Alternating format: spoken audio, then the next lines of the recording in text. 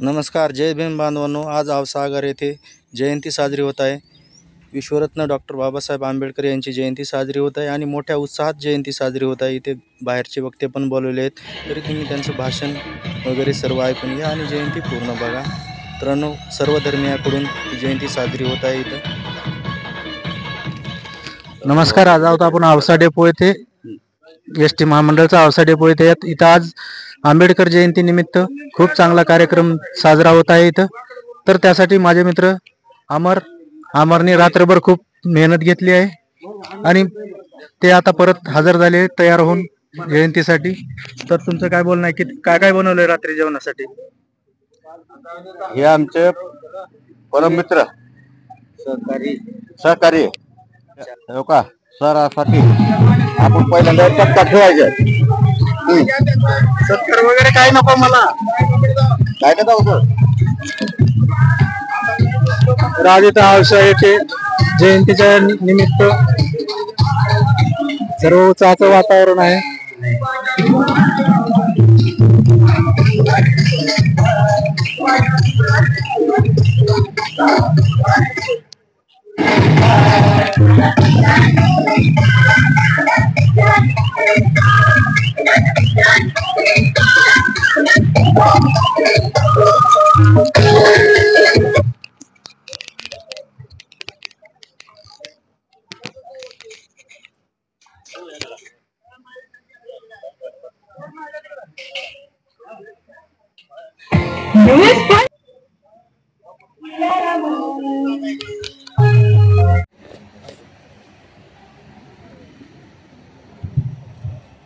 या ठिकाणी परमपूज्य विश्वरत्न डॉक्टर बाबासाहेब आंबेडकर यांच्या प्रतिमेला पुष्पहार घालून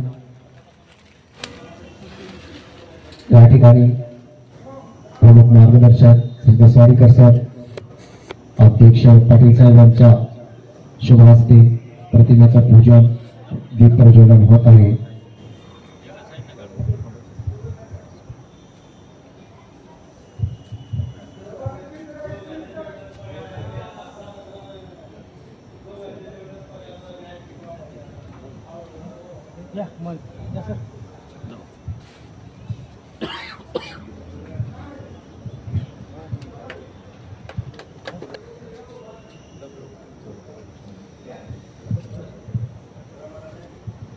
परमपूज्य डॉक्टर बाबासाहेब आंबेडकरांचा, परमपूज्य डॉक्टर बाबासाहेब आंबेडकरांचा, महाकारुणी तथागत गौतम बुद्धांचा, छत्रपती शिवाजी महाराजांचा, महात्मा ज्योतिबा फुलेंचा.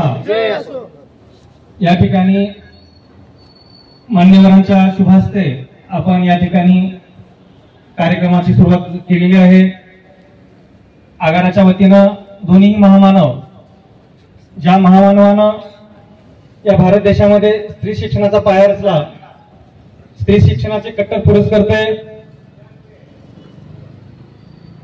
म्हणून ज्यांना आपण ओळखतो असे महात्मा ज्योतिबा फुले आणि भारतीय राज्यघटनेचे शिल्पकार बोधिसत्व परमपूज्य विश्वभूषण भारतरत्न डॉक्टर बाबासाहेब आंबेडकर यांची प्रतिमेचं पूजन दोन्ही मान्यवरांच्या शुभ हस्ते या ठिकाणी झालेलं आहे.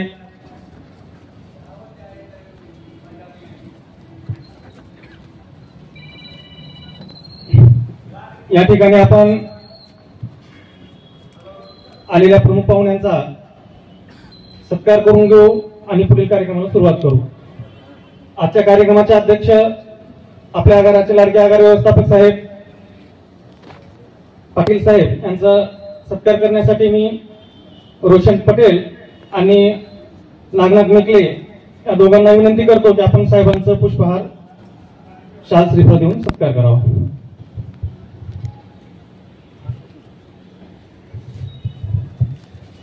रोशन साहेब श्री नागनाथ मेकले यांना विनंती करतो की त्यांनी आपल्या याच्या कार्यक्रमाचे अध्यक्ष पाटील साहेब यांचं शाल घालून स्वागत करावं.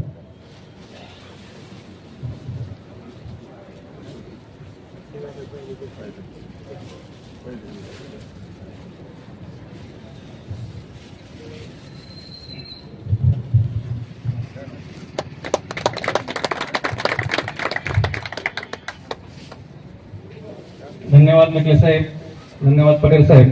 आपण या ठिकाणी आगाराचे लाडके आगार व्यवस्थापक पाटील साहेबांचा सत्कार केला. त्यानंतर आपल्या आगाराचे सहाय्यक वाहतूक अधीक्षक हबीब शेख साहेब यांचा सत्कार करण्यासाठी मी शेलुकर साहेबांना आणि आपल्याला मार्गदर्शनासाठी स्वामी विद्यालयाचे उपप्राचार्य आदरणीय जसवाडीकर यांचा सत्कार करण्यासाठी मी जयंती कमिटीच्या वतीनं अमित कांबळे आणि माणिक बडे या दोघांनाही विनंती करतो की आपण साहेबांचं पुष्पगुच्छ देऊन पुष्पहार घालून सत्कार करावा.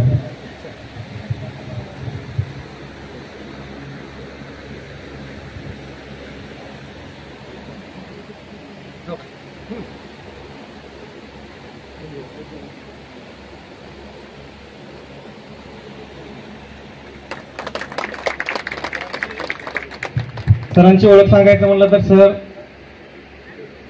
राज्यव्यापी आंबेडकर विचार प्रणालीचे प्रवक्ते आहेत आणि तोच विचार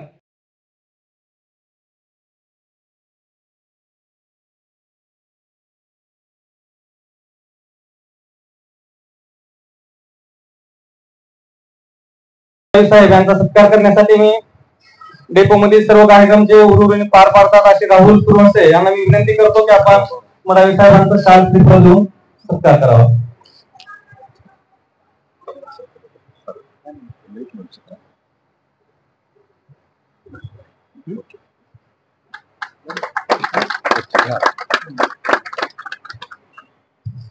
धन्यवाद साहेब. सब्र कर बंदे वो दिन भी गुजर जाएंगे, सब्र कर बंदे वो दिन भी गुजर जाएंगे, कल तुझे देखकर जो हंसते थे वो आज देखते ही रह जाएंगे. त्याग दी ख्वाहिश जिन्होंने सब कुछ कर दिखाने के लिए, त्याग दी ख्वाहिश जिन्होंने सब कुछ कर दिखाने के लिए, सिद्धार्थ भी खोया था भगवान बुद्ध बनने के लिए, भगवान बुद्ध बनने के लिए. महाकारुणी तथागत गौतम बुद्ध ज्यांनी या महाराष्ट्रात सदाचाराचा सिंचन पेरलं असं जगद्गुरु संत तुकाराम महाराज आणि हिच्या कुशीमध्ये या महाराष्ट्राचं देखणं नेतृत्व घडलं आणि वाढलं असं जगातलं सगळ्यात वंदनीय पवित्र मातृत्व मासाहेब जिजाऊ. शर्ते किती झाली दुःखाच पार नाही, शर्ते किती झाली दुःखाच पार नाही, एरे शिवा पुन्हा जन्माला आता म्यानात तलवार उरली नाही, म्यानात तलवार उरली नाही. हिंदवी स्वराज्याचे संस्थापक राजाधिराज योगीराज श्रीमान योगी छत्रपती शिवाजी महाराज, आरक्षणाचे जनक राजश्री शाहू महाराज, ज्यांनी मला बोलण्याचं आणि तुम्हाला ऐकण्याचं भारतीय राज्यघटनेच्या कलम 19 नुसार स्वातंत्र्य दिलं आणि या देशातील एक महिला राष्ट्रपती पदापर्यंत जाऊन पोहोचू शकते असा थोर ग्रंथ ज्या महामानवानं तुम्हा आम्हाला दिला, त्या महामानवाला त्रिवार वंदन करण्यासाठी आपण जमलेले सर्व बौद्ध उपासक आणि त्या महामानवाला वंदन करण्यासाठी आलेल्या सर्व भीम अनुयायांचं मी या ठिकाणी स्वागत करतो आणि आजच्या कार्यक्रमाचं प्रास्ताविक करण्यासाठी मी विक्रम कांबळे यांना विनंती करतो की आपण या कार्यक्रमाचं प्रास्ताविक करावं.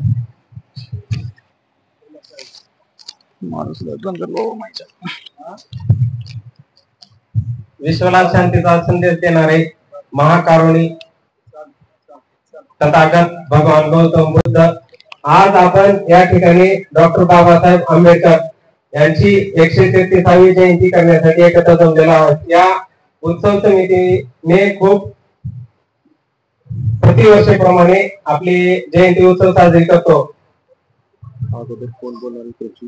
या उत्सव समितीमध्ये सर्व कार्यकर्त्यांनी भरपूर उत्साहाने व जोमाने कार्य केलेले आहे. आजच्या या कार्यक्रमामध्ये प्रमुख पाहुणे आलेले आहेत, ते मार्गदर्शन करणार आहेत व कार्यक्रम संपल्यानंतर जेवणाची सुविधा केलेली आहे. भोजन केल्याशिवाय कोणी जाऊ नये. गायत्री लोंढे या ठिकाणी आपलं मनोगत व्यक्त करण्यासाठी आलेले आहे. तिला विनंती करतो की आपलं मनोगत व्यक्त करावं.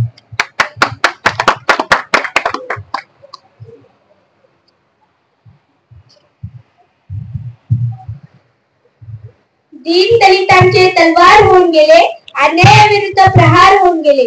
दीन दलितांचे तलवार होऊन गेले, अन्यायाविरुद्ध प्रहार होऊन गेले. होते ते गरीब पण या जगाची कोहिनूर होऊन गेले, पण या जगाची कोहिनूर होऊन गेले. जग खूप रडीत होते त्यांना, पण ते या जगाला घडून गेले.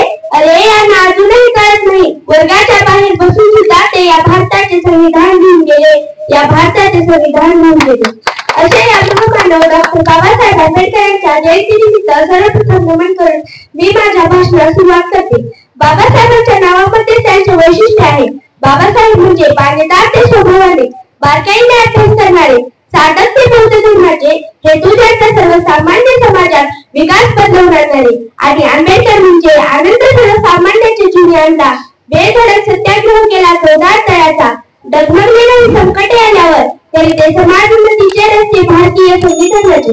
अनेक वर्ष चातुर्य व्यवस्थेच्या नावाखाली अन्याय सहन करणारा समाज जातो.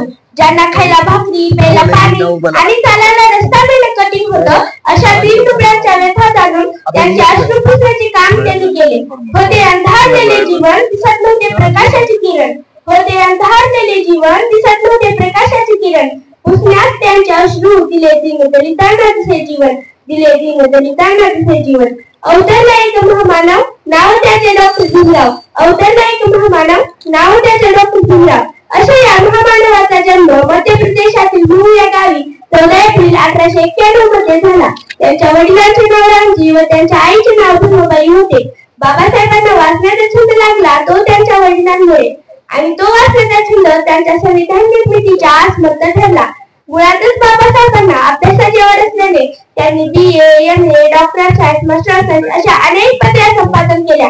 तसेच त्यांनी मौलिक विचार सुद्धा मांडले. जसे शिक्षण हे वाघिणीचे दूध आहे, जो प्राशन करतो तो गुरगुरल्याशिवाय राहत नाही. शिका, संघटित व्हा, संघर्ष करा. मला माणसाच्या समाजापेक्षा पुस्तकांचा समाज जास्त आवडतो, आणि वर्षभर जरी अभ्यास करायचे मला ठरवले तरी विद्यासागरीच्या कडेला फारच जाता येईल. तुमच्याकडे जर 2 रुपये असतील तर 1 रुपयाची भाकर घ्या, 1 रुपयाचे पुस्तक घ्या. भाकर तुम्हाला जगण्यास मदत करेल तर पुस्तक तुम्हाला जगायचं कसं हे शिकवेल. आणि फक्त वही पेन म्हणजे शिक्षण नव्हे, तर बुद्धीला सत्याकडे, भावनेला माणुसकीकडे आणि शरीराला श्रमाकडे नेण्याचा मार्ग म्हणजे शिक्षण आहे. असे मौलिक विचार त्यांनी सर्वसामान्यांना दिले. व 6 डिसेंबर 1956 मध्ये बाबासाहेबांचे दिल्ली येथे निधन झाले. मित्रांनो, आपण आपल्या आई वडिलांना फक्त खेळणे घेण्यासाठी हट्ट करतो, पण कधी आपण आपल्या आई वडिलांना पुस्तक घेण्यासाठी हट्ट केलाय का? माणसाने पुस्तक वाचले पाहिजे. माणसाने जर पुस्तक वाचले तर माणसाचे मस्तक सुधारते, आणि सुधारलेले मस्तक हे कोणापुढेच नतमस्तक होऊ शकत नाही. म्हणूनच डॉक्टर बाबासाहेब आंबेडकर म्हणतात, अरे वाचाल तर वाचाल. Learning is creativity, creativity is a thinking, thinking is a knowledge, knowledge is a great power. हा यशाचा मंत्र आहे. हा यशाचा मंत्र जो स्वीकारतो तोच यशस्वी होतो. आणि काही वेडे लोक असे म्हणतात की शिवरायांचे आणि बाबासाहेबांचे काही संबंध होते. अरे तुम्हाला काय माहिती आहे महापुरुषांबद्दल? शिव, शंभू, फुले, आंबेडकर या सर्वांना वाटून घेतलं तुम्ही. एक लक्षात ठेवा, शिवराय कधीच जातीभेद करत नव्हते आणि बाबासाहेब कधीच शिवरायांचा विरोध करत नव्हते. शिवरायांनी 18 पगड जाती जमात घेऊन स्वराज्य निर्माण केलं, तर बाबासाहेबांनी स्वराज्याचा विचार डोळ्यासमोर घेऊन संविधान लिहिलं. शंभूराजांचा अंगरक्षक व त्यांच्या जीवभावाचा मित्र कोण आहे माहितीये का तुम्हाला? तर रावप्पा महार. आणि बाबासाहेबांचा पहिला पुत्र अभिनव तो म्हणजे भांडायला पागल मराठी माणूस. अरे लाज वाटली पाहिजे तुम्हाला. कुत्र्यासारखं जातीवर प्रेम करण्यापेक्षा मतासारखं मातीवर प्रेम करा, ही आमच्या शिवरायांची शिकवण आहे. जगावं कसं, अन्यायाविरुद्ध लढावं कसं. जगावं कसं, अन्यायाविरुद्ध लढावं कसं. संघर्षातून घडावं कसं आणि वादळातून उभं राहावं कसं. हे बाबासाहेबांनी आपल्या कृतीतून आपल्यालाच नव्हे तर संपूर्ण जगाला दाखवून दिलेले आहे. सागराचे पाणी कधी आटणार नाही, भीमाची आठवण कधी मिटणार नाही. सागराचे पाणी कधी आटणार नाही, भीमाची आठवण कधी मिटणार नाही. अरे एकातच काय, हजारो शहीद जय भीम म्हणायला वाटणार नाही. जय भीम. धन्यवाद दीदी. अतिशय प्रेरणादायी आणि बाबासाहेबांच्या आणि छत्रपती शिवाजी महाराजांच्या जीवनातल्या काही प्रसंग तू या ठिकाणी सांगितलेस. तुझ्या झालेल्या भाषणाला अनुसरून मला असं म्हणावं वाटतं, मराठ्यांनी वाटून घेतलंय जिजाऊंच्या शिवरायांना. मराठ्यांनी वाटून घेतलंय जिजाऊंच्या शिवरायांना. दलितांनी बांधून ठेवले रमाईच्या भीमरायाला. दलितांनी बांधून ठेवले रमाईच्या भीमरायाला. अण्णाभाऊ आमचे मातंगाने गायली गाणी, अण्णाभाऊ आमचे मातंगानी गायली गाणी, अहिल्यादेवी फक्त धनगरांची राणी. ज्योतिबाला न्यायला गोळा झाले माळे, ज्योतिबाला न्यायला गोळा झाले माळे, आणि इतरच महापुरुषांच्या विचाराची झाली बघा होळी, झाली बघा होळी. खरंच विचार मित्रांनो, सर्वच महापुरुष हे कुण्याच जाती धर्माचे नव्हते. आता या सर्व विषयावर मी जास्त काय बोलणार नाही. आलेले प्रमुख पाहुणे आपल्या कार्यक्रमाचे अध्यक्ष आपल्याला मार्गदर्शन करणार आहेत. मी आलेल्या प्रमुख मार्गदर्शक आदरणीय दसवाडीकर सर यांना विनंती करतो की आपण आम्हाला सखोल असं मार्गदर्शन करावं.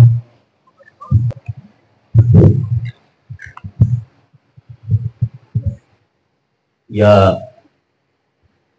जयंतीच्या निमित्तानं इथे उपस्थित असलेले आपले सर्वांचे अधिकारी आणि आजच्या कार्यक्रमाचे अध्यक्ष आदरणीय पाटील साहेब, त्यांच्या समवेत असणारे इतर सर्व सहकारी आणि ज्यांच्या आग्रहामुळे मी इथं आलो ते मुकेश कांबळे आणि त्यांचे सगळे सहकारी संयोजक, भावंडांनो आणि मित्रांनो, आज मला खरोखरच आनंद झालेला आहे की उन्हातानामध्ये, पावसामध्ये, थंडीमध्ये आपला परिवार मागे ठेवून एसटीच्या माध्यमातून जे लोक समाजाची सेवा करतात, सेवा देतात, अशा सगळ्या भावंडांनी हा जयंतीचा कार्यक्रम ठेवला. आणि या कार्यक्रमासाठी मला आपण वक्ता म्हणून बोलावलं, पाहुणा म्हणून बोलावलं, या गोष्टीचा मला अतिशय आनंद झालेला आहे. आणि मग सुरुवातीलाच मी तुमच्या सगळ्यांचं आभार व्यक्त करतो, सगळ्यांना धन्यवाद देतो. सकाळपासून कार्यक्रम चालू आहे, महाविद्यालयाचा कार्यक्रम होता, लातूरचे काही कार्यक्रम, त्याच्यामुळे ते येण्यासाठी मला थोडासा उशीर झाला. त्याबद्दल मी प्रथमतः दिलगिरी व्यक्त करतो. अतिशय ग्रहण कार्यक्रम आपण इथे घेत आहे, त्याच्यामुळे आपलं कौतुक जेवढं करावं तेवढं कमी आहे. आता एक छोटी भगिनी इथं आली आणि तिनं विचार व्यक्त केले बाबासाहेब आंबेडकरांच्या अनुषंगानं. अतिशय धाडसानं ती बोलली, अभ्यासपूर्ण काही मुद्दे तिने उपस्थित केले. तिचंही मी कौतुक करतो, तिच्या पालकांचं कौतुक करतो. सर्वच महापुरुषांच्या विचारांना नतमस्तक होतो. मित्रांनो, आपण महापुरुषांच्या जयंत्या का साजऱ्या करतो?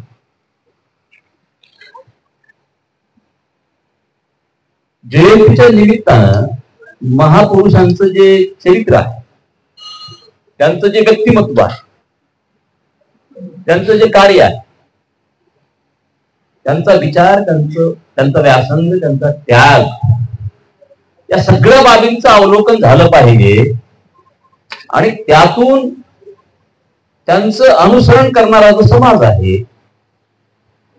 त्यांना प्रेरणा मिळाली पाहिजे. म्हणजे सिंहावलोकनाच्या माध्यमातून क्रांती तत्व जे आहे त्यांचं चिंतन झालं पाहिजे आणि ती आजच्या समाजाला कशा पद्धतीने लागू आहे, कशी वापरता येईल, त्यांची कशी अंमलबजावणी करता येईल, ह्या एका उद्देशानं आपण महापुरुषांच्या जयंत्या साजऱ्या करतो. आता अनेक वेळा होतं असं की जयंतीला केवळ उत्सवाचं स्वरूप येतं आणि जो मूळ उद्देश असतो तो बाजूला होतो. अनेक ठिकाणी जयंतीचे मंच जे आहेत ते राजकीय अड्डे होतात आणि जो मूळ उद्देश असतो प्रबोधनाचा तो मागे पडतो. अजून त्यामध्ये अशी एक शक्यता आहे की त्या महापुरुषाचे तथाकथित अनुयायी म्हणजे केवळ एकमेव जातीचे लोक येऊन जयंती करतात आणि महापुरुषांच्याच विचाराला हात असतात, असं या एकदा बघायला मिळतं. त्या जयंतीचं जे उद्दिष्ट आहे ते कशा पद्धतीनं साध्य होईल याचा आपण सांगायला विचार केला पाहिजे. आता बाबासाहेब आंबेडकरांपासून काय प्रेरणा घ्यायची, महात्मा फुलेपासून काय प्रेरणा घ्यायची, हे कधी कळेल? ते जगले कसे, त्यांनी काय कार्य केलं, त्यांनी काय उपदेश केला आणि तो उपदेश आजच्या समाजाला कुठल्या अंगाने लागू होतो आणि त्याची अंमलबजावणी कशी करायची हे जर अवगत केलं अनुयायी म्हणणाऱ्या लोकांनी तर खऱ्या अर्थानं त्या महापुरुषाची जयंती झाली किंवा त्यांच्याकडनं आम्ही प्रेरणा घेतली असं म्हणता येईल. आता बाबासाहेब आंबेडकर आम्हाला कुठल्या स्वरूपात माहित आहेत किंवा आम्ही ऐकलेले आहेत? अनेकदा आपण असं वाचलं की बाबासाहेब आंबेडकर हे दलितांचे कैवारी आहेत. माणूस कुण्या जातीमध्ये जन्मावा, माणूस कुण्या धर्मामध्ये जन्मावा हे त्याच्या हातात असत. एवढंच नाही तर तो गरिबाच्या पोटी जन्मावा की श्रीमंताच्या पोटी जन्मावा, कुठल्या प्रांतात कुठल्या देशात जन्मावा हेही त्याच्या हातात असत नाही. परंतु स्वतःला घडवणं किंवा बिघडवणं हे त्या व्यक्तीच्या हातात असत. बाबासाहेब आंबेडकर एका उपेक्षित समूहामध्ये जन्माला आहे आणि म्हणून बाबासाहेब आंबेडकरांना एक आपण असं म्हटलं की ते दलितांची कैवारी होते. मुळामध्ये जी आहे त्याचा मोबदला देखील मिळतो, पगारी रजा असते. हा कायदा बाबासाहेब आंबेडकरांनी करून घेतला. पुरुषांना सवलत प्रसूतीच्या दरम्यान हा कायदा बाबासाहेब आंबेडकरांनी करून घेतलेला आहे. बाबासाहेब आंबेडकर स्त्रियामध्ये आणि पुरुषामध्ये भेद करत नाहीत. स्त्रियांसाठी समान वेतन ही मागणी बाबासाहेबांनी केली. हा कायदा बाबासाहेब आंबेडकरांनी करून घेतला. बाबासाहेब आंबेडकर खनिकर्म मंत्री होते, पाटबंधारे विभाग त्यांच्याकडे होता. त्यावेळेस महाराष्ट्रामध्ये आणि देशामध्ये खाणीमध्ये उतरण्याचं काम बाबासाहेब आंबेडकरांनी मंत्री असताना केलं. 200 मैलाचा पायी प्रवास बाबासाहेब आंबेडकर कोकणामध्ये करतात. जिथं माणूस जाऊ शकत नाही, जिथं एसटी जाऊ शकत नाही, जिथं वाहन जाऊ शकत नाही, अशा ठिकाणी बाबासाहेब आंबेडकर पायी चालत जातात.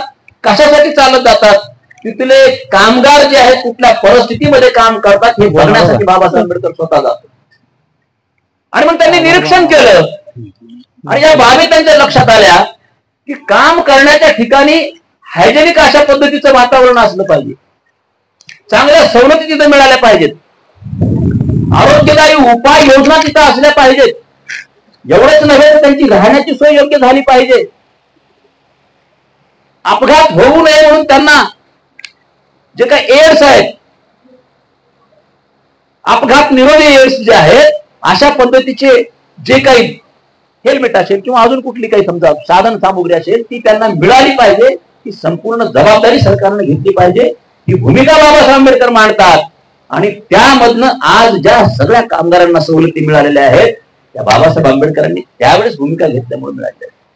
माझा मुद्दा असा होता की बाबासाहेब आंबेडकरांनी घटना तर फार उशीर आली, घटनेच्या माध्यमातून या देशातल्या एससींना, एसटींना, ओबीसींना आरक्षण उशिरा बाबासाहेब आंबेडकर देतात. परंतु ज्यावेळेस सौथ बोरो कमिटी इथं आले भारतामध्ये, 1919 ची घटना आहे आणि त्यावेळेस शाहू महाराज जिवंत होते. बाबासाहेब आंबेडकरांची शाहू महाराजांची सल्ला मसलत झाली आणि शाहू महाराजांच्या निर्देशाप्रमाणे बाबासाहेब आंबेडकरांनी साऊथ बोरो कमिटीच्या समोर लेखी साक्ष दिली.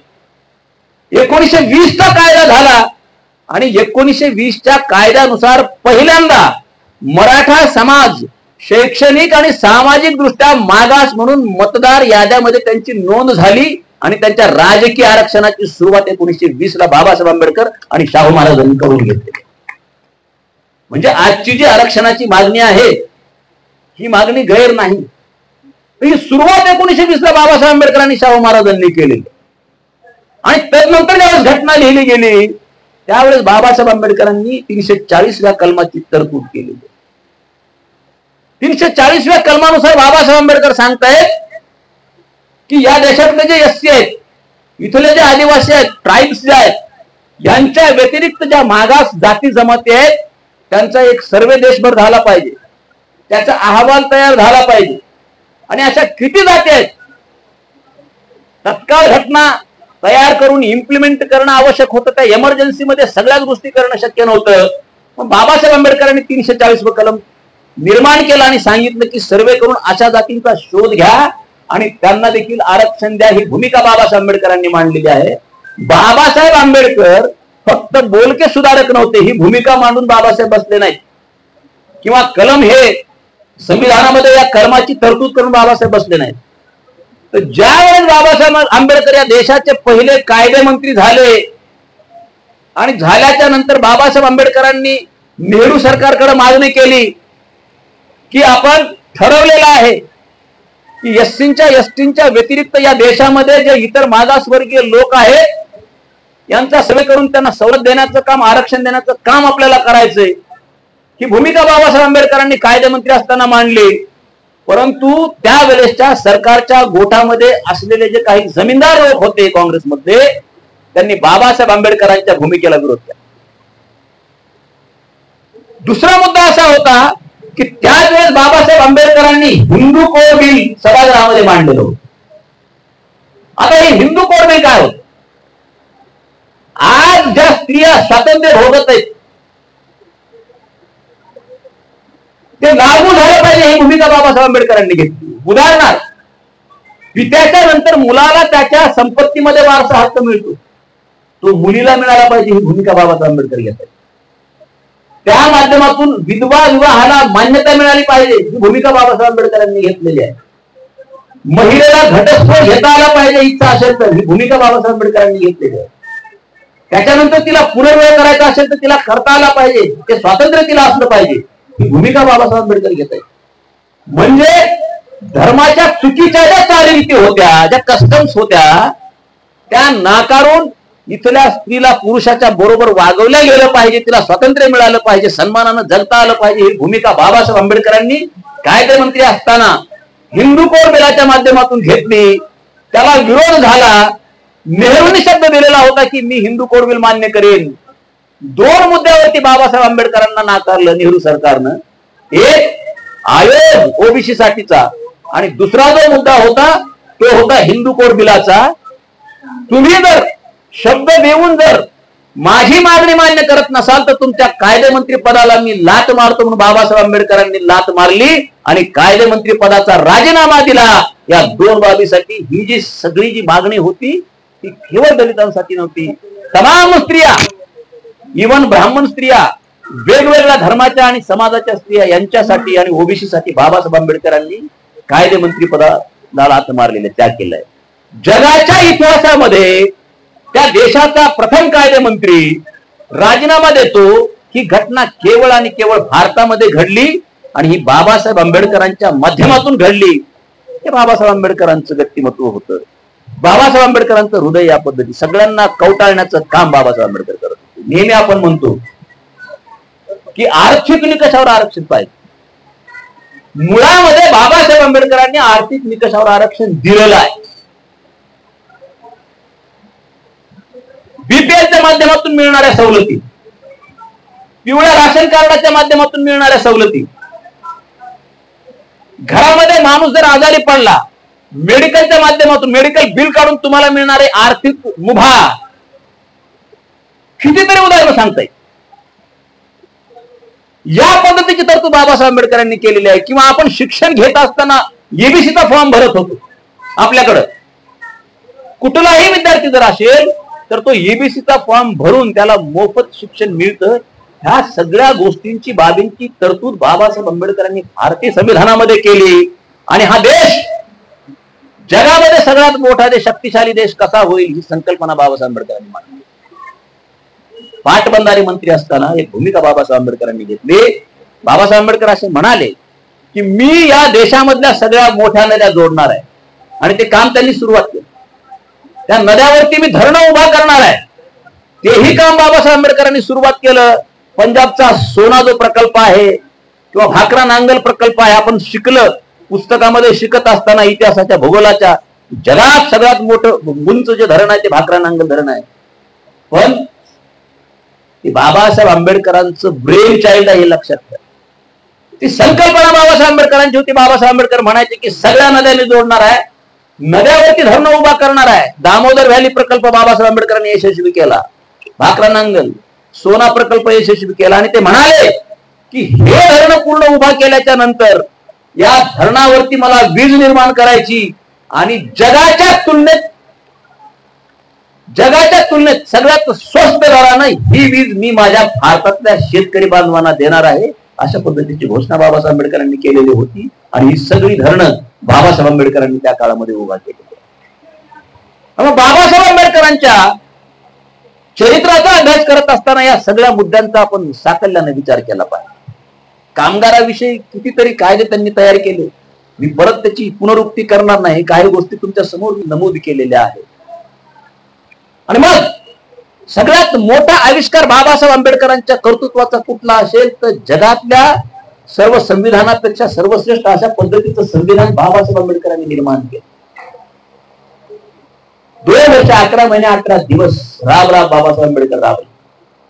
जगातल्या सगळ्या संविधानांचा अभ्यास बाबासाहेब आंबेडकरांनी केला आणि ज्या ज्या संविधानामध्ये भारतीय समाज व्यवस्थेला लागू असणाऱ्या तत्वांची पडताळणी ते करतात आणि ती सगळी तत्व एकत्रित करण्याचं काम स्वतःच्या बुद्धी कौशल्याने बाबासाहेब आंबेडकर करतात आणि या देशाला सोन्यासारखं संविधान बाबासाहेब आंबेडकरांनी प्रदान केलेलं आहे. एकच उदाहरण तुम्हाला सांगतो. तुम्हाला माहित आहे बिरजी भुट्टोचे वडील जुल्फिकार अली भुट्टो, भारत आणि पाकिस्तान दोन्ही देश एकदा स्वतंत्र झाले. ज्यावेळेस त्यांना फाशी होणार होती त्यावेळेस ते जेलच्या सेलमध्ये शून्यामध्ये नजर लावून आदल्या रात्री बसलेले होते. त्यांचा सुलतान नावाचा मित्र होता. तो त्यांच्याकडे जातो आणि विचारतो की उद्या तुम्हाला फाशी होणार आहे, तुम्ही कसली चिंता करताय, कसला विचार करताय, निर्विकार चेहऱ्याने तुम्ही छताकडे पाहता. त्यावेळी जुल्फिकार अली भुट्टोने जे उत्तर दिलेलं आहे ते फार पाहिले. ते असं म्हणाले की मी विचार करतो की माझ्याही देशाचं संविधान जसं बाबासाहेब आंबेडकरांनी भारताचं संविधान लिहिलेलं आहे तसं माझ्याही देशाचं संविधान बाबासाहेबांनी किंवा त्यांच्यासारख्या महापुरुषांनी जर लिहिलं असतं तर मला जगण्याची अजून एक संधी मिळाली असती. हा विचार मी करतो. अशा पद्धतीचं संविधान बाबासाहेब आंबेडकरांनी दिलेलं आहे. 100 गुन्हेगार सुटले तर हरकत नाही, परंतु एका बेगुन्हेगार माणसाला शिक्षा होणार नाही याची काळजी भारताचं संविधान देते. आम्हाला right to life and liberty दिली नाही. दुर्दैवानं ज्यांच्या हातामध्ये संविधान आहे, ज्यांच्यावर बाबासाहेब आंबेडकरांनी त्या रक्षणाची जबाबदारी टाकलेली होती, तीच मंडळी संविधानाच्या तत्वाला हातात भासत आहेत. ही परिस्थिती निर्माण झाली. बाबासाहेब आंबेडकरांनी संविधान सभेच्या समोर शेवटचं जे भाषण केलं 25 नोव्हेंबर 1949 ला, त्या भाषणामध्ये बाबासाहेब आंबेडकर म्हणाले होते, त्यांनी सांगितलं होतं की राजकीय पक्षांच्या बदबदपुरीमुळे एकच गोंधळ उडालेला आहे आणि जेव्हा एखादा राजकीय पक्ष आपली विचारसरणी देशाच्या मानमुठीवर बसवण्याचा प्रयत्न करेल तिथून त्या देशाचा विनाश सुरुवात होईल ही बाबासाहेब आंबेडकरांनी शक्यता त्या काळामध्ये वर्तवली. मित्रांनो, आम्हाला अधिकार हवे असण्याची आणि भारतीय संविधानाची आठवण करतो. कोणी बोलू दिलं नाही अधिकाराने की आम्ही म्हणतो की संविधानानं मला अधिकार दिला बोलण्याचा, संविधानानं मला देशामध्ये कुठे फिरण्याचा अधिकार दिला, माझा धर्म पाळण्याचा मला संविधानानं अधिकार दिलेला आहे म्हणून मी माझ्या धार्मिक घोषणा देतो. ज्यावेळेस स्वतःच्या अधिकाराचा विचार आपल्या डोक्यामध्ये असतो त्यावेळेस आपल्याला संविधान आठवतं, परंतु ज्यावेळेस मूलभूत कर्तव्याची जाण ठेवण्याची वेळ येते त्यावेळेस आम्ही संविधान विसरून जातो. काय मूलभूत कर्तव्य बाबासाहेब आंबेडकरांनी संविधानामध्ये मूलभूत कर्तव्य कुठले आहेत?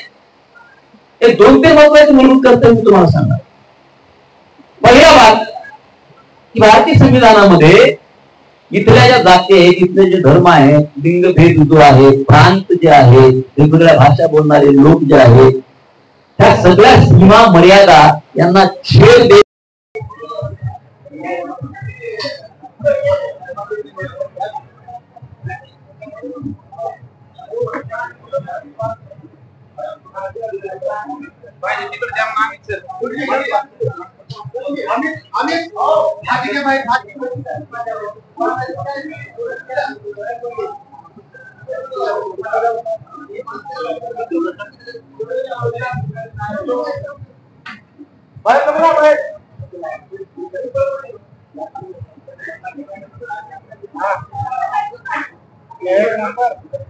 अमित सर छास बोलायचे मट्टा थंडा थंडा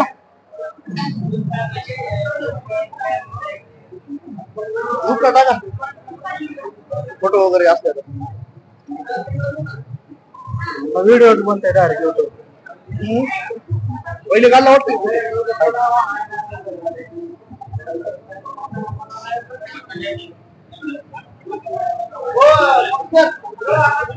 बाहेर बघा बाहेर काय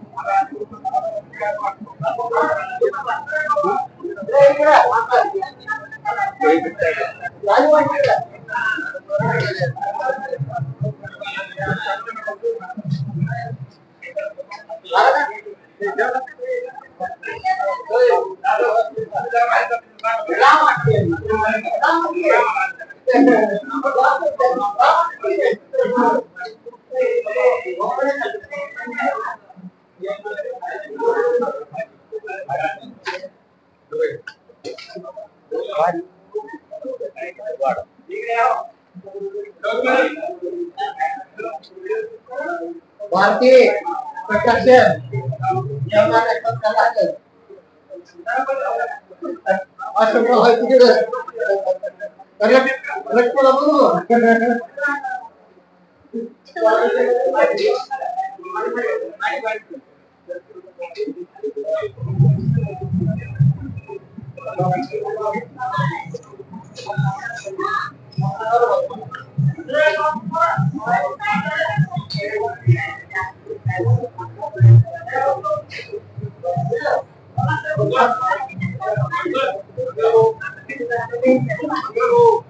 बोल भाऊ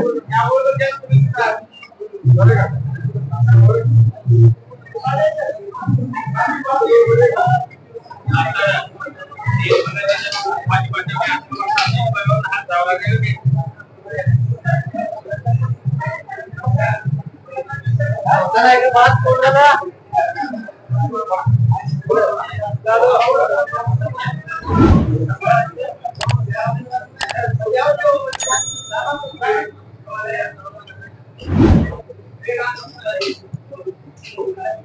चला बात